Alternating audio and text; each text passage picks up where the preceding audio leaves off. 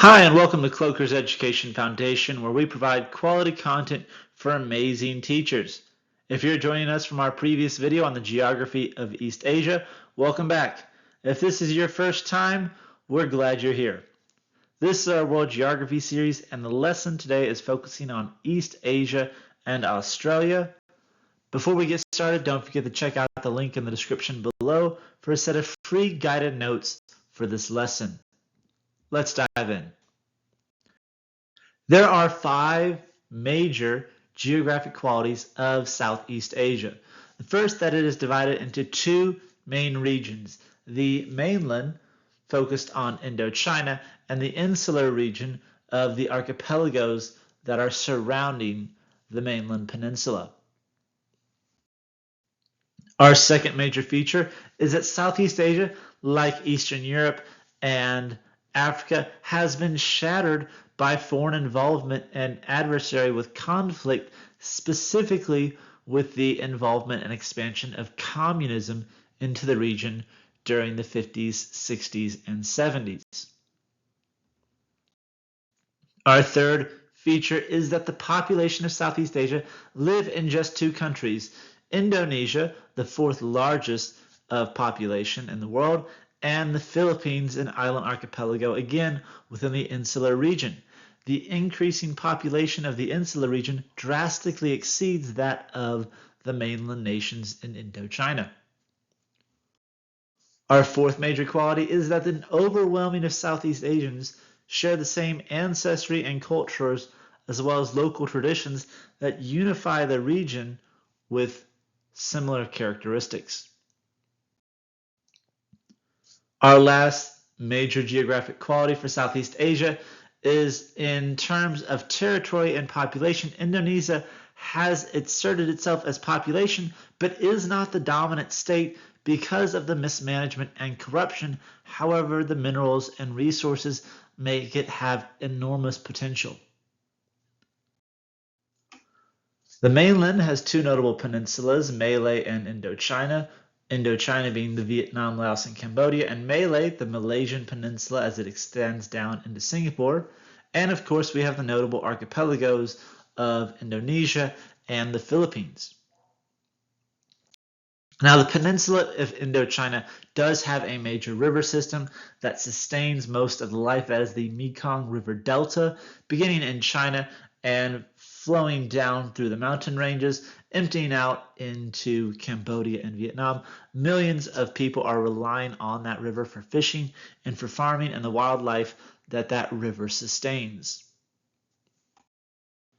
We are going to include Oceania, Australia, and a brief snippet of Antarctica in this as well to finish off our World Geography series. In Oceania, there are more than 20,000 islands in the Pacific that make up this region. Many are uninhabited. However, majority of them share the same cultures, which make them very much unified culturally.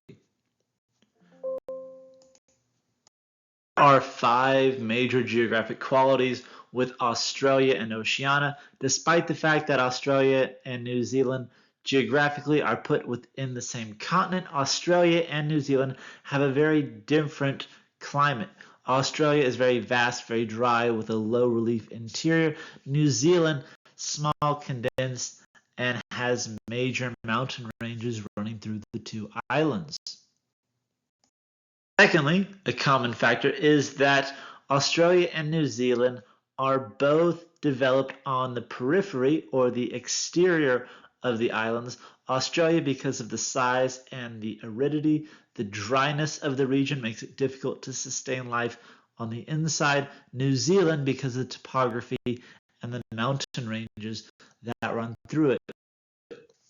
As you can see here on the left-hand side, the majority of the Australian cities are developed on the eastern coast of the town through Queensland and South Wales, and New Zealand, as you see on the right-hand side of the map, developed on the northern and southern islands, developed on the exterior or the periphery because of the mountain ranges that run through the middle of it. A common characteristic between the nations of Australia and New Zealand is that there is quite a large native population and culture. With Australia, because of the Asian immigration and Aboriginal ancestry, we have a huge population within Australia, and New Zealand has a larger Pacific Islander influence with the Maori and the cultures that they've influenced within the islands. Both Australia and New Zealand are dominant powers when it comes to the exportation of livestock, specifically cattle and sheep. Australia also has major farming and mining industries as well because of the sheer size of the island. Both Australia and New Zealand are integrated into the Pacific Rim economy, mainly as suppliers of raw material, whether it is crops, livestock, or timber and other natural resources. Oceania has two major types of islands found throughout the 20,000 that exist. There are two types, that is the high islands created by volcanic activity, very similar to Hawaii, and the low islands made by coral reefs, those atolls and archipelagos such as the Philippines and the Maldives, which we've talked about in previous lessons. Now, New Zealand has very fertile farmland, very large forests and lumber industries, as well as the island shapes make it very habitable for natural harbors. The southern island has fewer resources than the northern island, so we see a larger population cluster within the northern island in places like Auckland and Wellington. Australia, being one of the smallest of the continents, has fewer major resources concentrated like New Zealand because of the sheer size. There are fewer major rivers running into the islands. However, the mineral deposits are rich in resources such as diamonds, opals, coal, uranium, and others. Now, Australia is known for the Great Barrier Reef that lays just about 1,000 miles off the coast of it, very iconicized by the Disney movies Finding Nemo. The Great Barrier Reef sustaining lots and lots of sea life and providing a unique aquatic biome. And we're throwing in Antarctica. Antarctica, technically the fifth largest continent. However, because of the sheer size and because of the climate, very few people live there. And when I say very few, I mean those people who go there for research and development or work for universities. They're the ones that live there. The ice sheet provides large fresh water for the world. However, it has to be melted, which takes quite a bit of energy. There's known to be coal and petroleum deposits within and under the ice. However, no country has attempted to extract them, though the Russians did take a submarine down to the seafloor to put a titanium Russian flag to say they have, quote, claim to it. However, no nation has recognized that effort. Now, Australia and New Zealand have quite different climates and vegetations, as we talked about. You can see this map here. Quite a large swath of Australia is arid, very hard to sustain life. You do have a large grassland running through the middle as well. However, the tropical north, closer to the equator, closer to French Indochina, and then you have a more warm, temperate climate running along the east coast where we find the majority of major cities. Now, culturally, Southeast Asia is different than Northeast Asia, and of course that has to deal with the history of it. Southeast Asia has been wrecked by the American involvement in the Vietnam War with the attempt to stop communism. It's very iconic that soldiers wrote home saying that they lived in the mud and the rain. You may have seen Forrest Gump, where there's an excerpt on him talking about the rain, walking through incredibly high grass that can get up to 15 feet tall, which is absolutely incredible. I can only imagine trying to cut that with a lawnmower. Now, Vietnam does get extreme weather. It's not the only place. There's, of course, extreme weather all throughout Oceania, but Vietnam does get year-round rain, which makes the agriculture in Southeast Asia very well profitable, very well managed, to produce lots and lots of yield because of the temperate tropical climate that runs all the way through. They do get an incredible amount of rain, up to 200 inches of rain a year. Quite a lot. Trying to put that in perspective of places like Texas, which might only get a couple dozen inches of rain. Now, there are, of course, dry seasons and wet seasons, such like Southeast Asia and East Asia, which we've talked about in previous videos.